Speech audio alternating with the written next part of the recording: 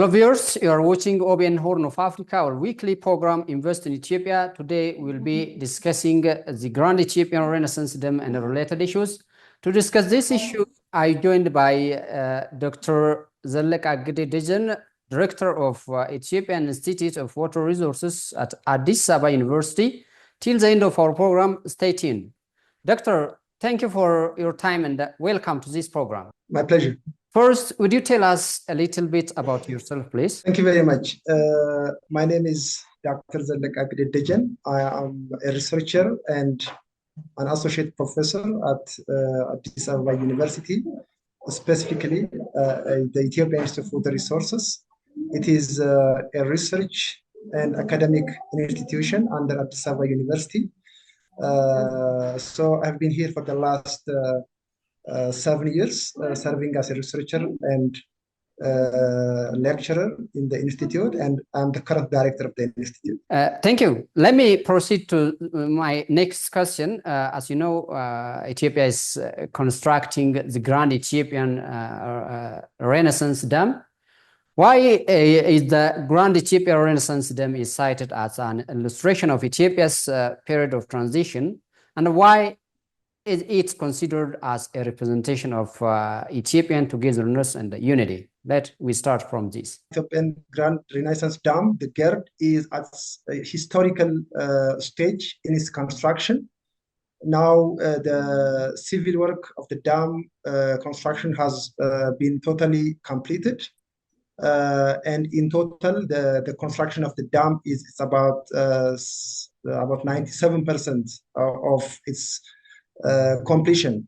So this is a significant achievement in the implementation of such a grand project for Ethiopia.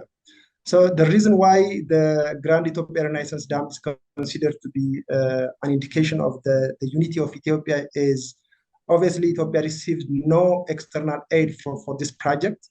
So it is only a project being implemented by the commitment of the government and with the contribution of each and every person in the country. And therefore, this is really a historical milestone for the country in achieving such a big project without any external support.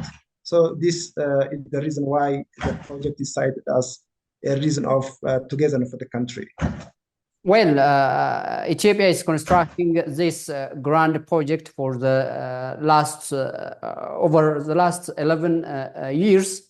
So what experience do you think the nation gained from the construction of GERD? The very experience that the country gained is definitely can be expressed in terms of, starting a mega project and completing by own financial and, of course, technical, capacity.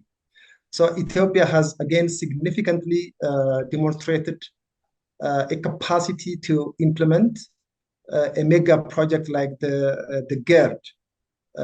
So this is a first experience for Ethiopia. So definitely, if the country is united and if the leaders are committed, there is nothing that the country cannot achieve together with the people of the country. Well, as you know, Ethiopia's water resources are reportedly to have been underutilized for generations. Nonetheless, the nation's water resources are beginning to be utilized by the present government. So what does it imply for Ethiopia to use its water resources in addition to the Nile water as a hydropower expert? Regardless of the huge water resources potential that the country has, the country has failed to significantly develop its water resources for the benefits of its people over the last several years. Of course, that has something to do with financial challenge and also with technical problems, capacity challenges, etc. So the reasons are many. But still, recently, the government has implemented and has been implementing a number of mega projects like the GERD, and there are also other similar projects taking place in different basins of the country. So it's not only the GERD that's been implemented, but there are several other mega projects as well in the other basins. So it means that the government is highly committed to implement the GERD. Now the GERD is already completed, but the country needs to utilize its water resources in the other basins as well. About 80% or more than 80% of the water resources of the country is transboundary, which means that it leaves the country and flows to different neighboring countries.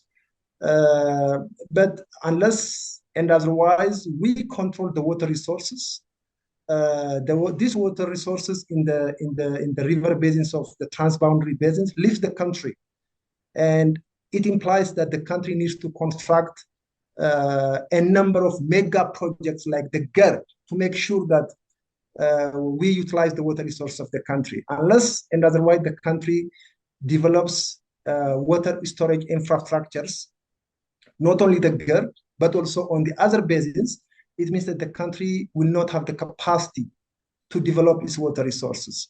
So even though there are a large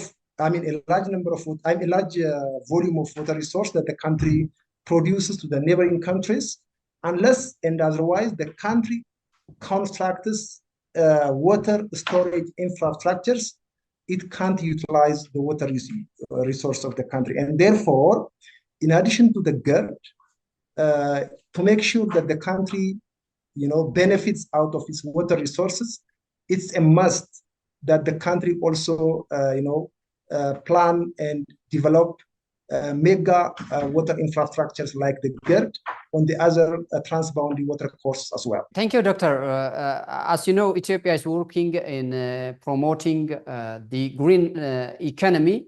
And what are the benefits of Ethiopian renewable energy generation from renewable sources in terms of climate change mitigation?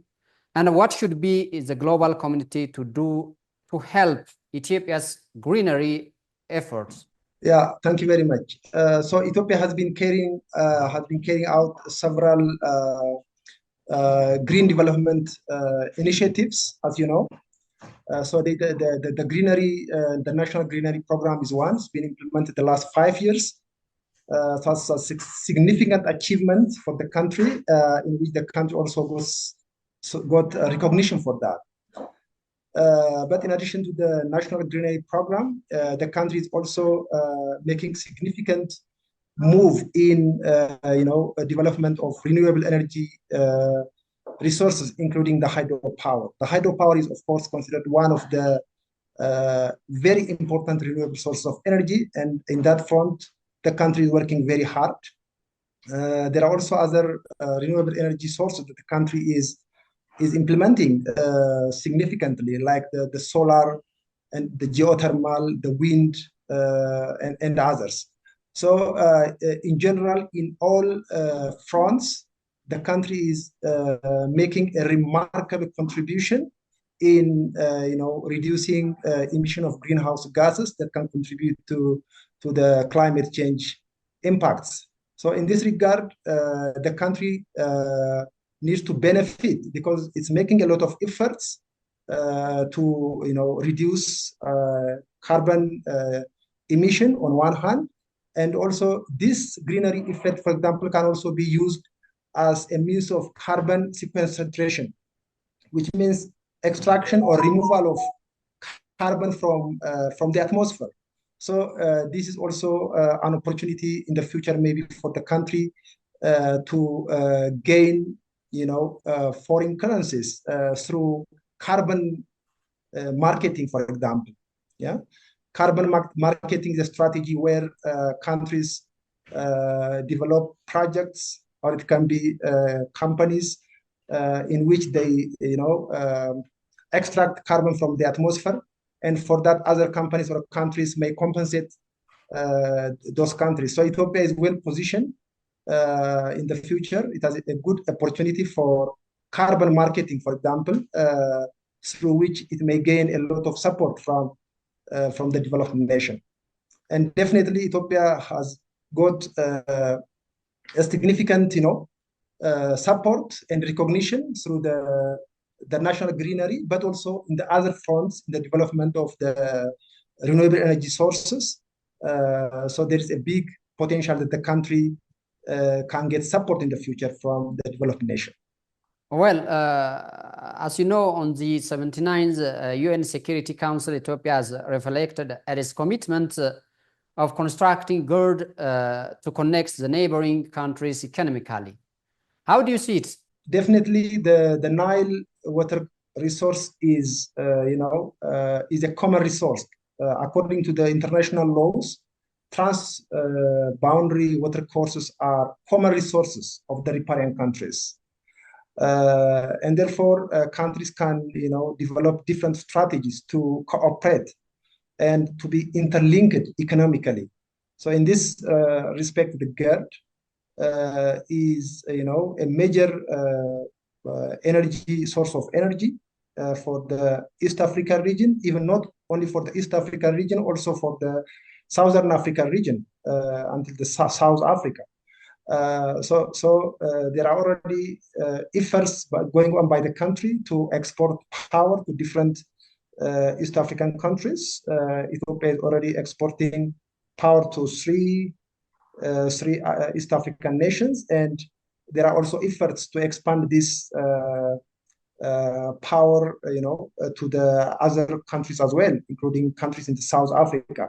So definitely, as energy is key for economic development, so the GERD will definitely be a source of prosperity for Africa by providing power, which is key for industrialization and for sustainable economic development. And therefore, Ethiopia has once again showed its commitment to, cooperate, to enhance cooperation within Africa, thereby, integrating the countries of Africa by providing economic input like energy. And therefore, this is definitely what Ethiopia is wishing, is always wishing for. And therefore, in the future also, Ethiopia will also develop other, hydropower. Ethiopia has a lot of hydropower potential, about 45,000 megawatts of hydropower potential. And therefore, once in the future, Ethiopia will keep on developing these resources and will definitely keep on, providing energy for East Africa and for the rest of African countries as a hub of energy. And therefore, this is what Ethiopia has once again demonstrated at the 79th UN General Assembly. Thank you. Egyptian officials and some scholars are recently openly threatening Ethiopia over the dam projects, while Ethiopia is doing its best to diplomatically solve the disagreement. Do you think this approach from Egypt helps resolve this problem? Definitely the answer is no. So the only way out for sustainable economic development is the 21st century through cooperation. So as per the international principles for the utilization of international water courses, international water courses are common resource to the riparian countries. And these riparian countries have the right to benefit from the water courses. This is what the international experiences show. So nothing is different about the Nile. And therefore, the time of hegemony has already passed now. Now the only way in the 21st century is cooperation. And therefore, I think they have also understood over the last 10 years or more than 10, 15 years, Ethiopia has significantly, demonstrated its position for cooperation and not to harm any downstream riparian countries. And mind you, for example, the GERD is constructed at the boundary between Ethiopia and Sudan. So there is no way that Ethiopia can stop this water from flowing downstream, because the GERD is meant for power production, and power production or hydropower is a non-consumptive water use. It means that you can't, the hydropower can't consume the water. So consumptive water uses are like irrigation and water supply. And on the downstream side of the GERD, we don't have any land that can be irrigated. And therefore, Egyptians in principle have no point in arguing that, because we can't stop the water, we just produce and the water goes to downstream countries. And therefore, now cooperation is the way out. And particularly now we are in a new era that the CFA is about to be adopted. And therefore, the Nile Basin countries are at a historical, milestone. And therefore, it is very important for all the riparian countries to come to the table for a new era of Nile cooperation, for common and sustainable development and management of the water resource. As such grand national projects requires the guidance and the comment of scholars like you in the field, what should be done by scholars in shaping and correcting wrong attitude of international community towards projects GERD? Obviously, a lot is expected from scholars in the water resources sector. For example, the Ethiopian scholars, both in the country and in the diaspora, have played significant role, for example, over the last 10, 15 years in the negotiation process with Egypt and Sudan that has taken over more than 10 years. So in that process, the Ethiopian government has made significant, support to, not the Ethiopian government, but the community, the professionals in the field made a significant support in the field, in the process of negotiation, thereby convincing those countries' attitudes in shaping overall the international community's attitude towards the Dam. For example, in the tripartite negotiations that have taken place over 10 years throughout the construction of the GERD, the Ethiopian experts from different universities have been throughout those negotiation processes. And also experts in the diaspora have also made significant contributions in shaping the external community's attitude towards the GERD. And therefore, in general, the professionals in the field, both in the country and the diaspora, have played a significant role in the past throughout the construction process of the GERD in shaping the attitudes of the international community, as well as in the negotiation process that have taken place between the three countries, Ethiopia, Egypt, and Sudan. And in the future also, we are doing all our best through, for example, organization of think tank groups and different, seminars, conferences that focus on transboundary water utilization and on the GERD. And I hope this will continue in the future.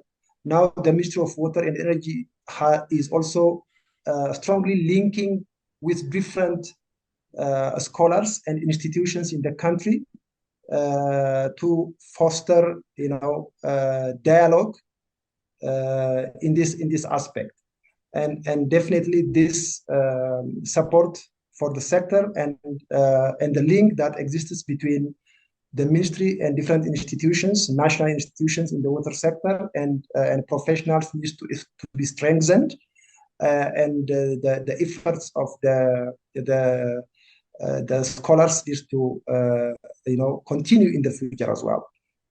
Well, as you know, there is also a Nile Basin Cooperative Framework Agreement, which Ethiopia is calling for riparian countries to sign. And Do you tell us the status of the agreement and what are its implications for Egypt and other countries not yet signed the agreement? The Cooperative Framework Agreement is a comprehensive document that puts forward the principles for cooperation among the Nile riparian countries for the sustainable development and management of the water resources of the Nile basin. And therefore it puts forward cooperation is very important towards the development of the basin for the benefit of the riparian countries. And therefore now it's a historical transition period for establishment of the Nile Basin Commission. So the very principles highlighted in the CFA are therefore putting forward the need for cooperation, and that may lead to the establishment of the Nile River Commission. So this Nile River Commission, once established, it will make sure to implement the provisions given in the CFA, in the Cooperative Framework Agreement, which is the need for cooperation for the management of the water resources of the basin. And therefore, this is a historical era in the utilization of the Nile water resources for the benefit of all the countries of the basin. And for the question that you asked me, if Egypt and Sudan, of course, as you said, they didn't sign the CFA, but the CFA will enter, into action.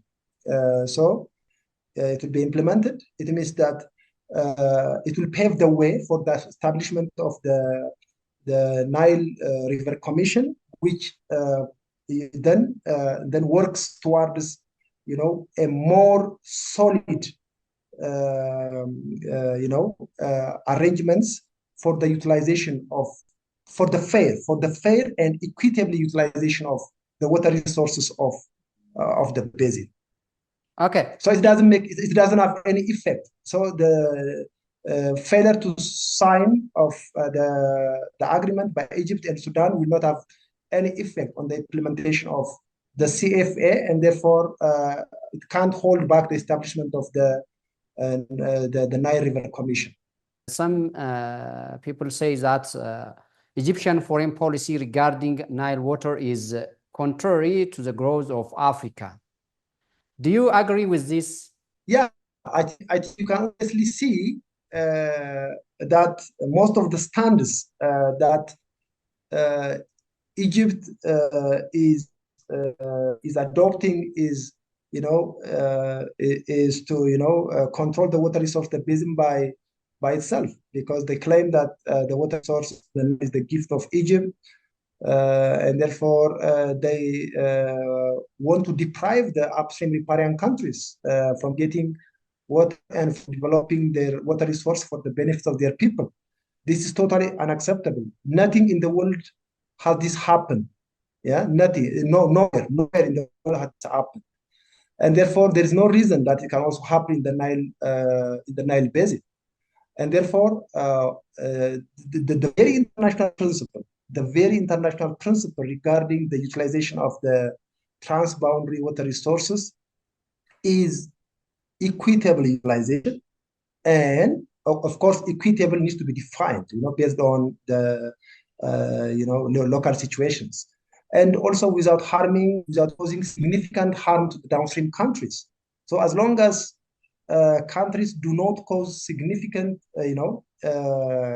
impact the downstream countries, all the countries of the basin have the right to utilize the common water resources. That's all. That's the only international principle we have. We don't have any other principle. And therefore, in this regard, as Egypt is always, in a position to deprive the upstream countries from utilizing the water resources, the common water resources, then I can say that Egypt's policy is contrary to the development of Africa. And I would say, they mutual development, mutual growth, sustainable development. And therefore, I do agree with what you mentioned. Thank you. What is your message for Nile riparian countries concerning the fair utilization and similar other natural resources like Nile River? Okay, my message will be what I already mentioned. So transboundary water courses are common resources to the riparian countries. It doesn't belong to only any of the countries. It belongs to all the riparian countries. That's why it crosses the borders and flows through each and every country. And therefore, within the framework of the international principles of not causing significant harm and fair utilization, countries have the right to utilize the water resources for the prosperity of their nation, their people. And also now the time has come, particularly for the Nile basin countries. This is a historical moment for the, our milestone for the establishment of the Nile River Commission, which is an institutional framework for further shaping sustainable development and management of the water resource of the basin. So I would like to say congratulations to all the Nile River riparian countries for their continued, work to make sure that the CFA is adopted, and that leads to, the establishment of the Nile River Commission. We hope that in the future also the countries will continue to benefit from the Nile River water resources through the Nile River Commission. Okay, Doctor, finally, if you have any concluding message. My conclusion will be, the first one is I would like to, congratulate all the River Nile member states for this significant achievement for the transition into the to the adoption of the CFA and the development of the let's say the establishment of the Nile River Commission, which is a very important milestone of the Nile Basin Initiative. The second one is, to call upon all, the countries to cooperate. There is no way for sustainable development without cooperation. So cooperation is the best thing that we can do to make sure that our riparian countries significantly benefit from our natural resources, like the transboundary water resource of the Nile and other basin countries. So through cooperation, no country loses nothing. Every country gains. So all the countries will be gaining and will be winners. And therefore, cooperation is the best thing that these countries can do. If cooperation is there, the water resource of the Nile is sufficient for the prosperity of all the Nile riparian countries. Thank you very much. Okay, Dr. Zeleke Agide, Director of Ethiopian Institute of Water Resources at Addis Ababa University. Thank you for insight and time. Thank you very much. My pleasure. Okay, thank you. Dear viewers, this brings us to the end of our program. See you next time with another program. Till then, bye-bye.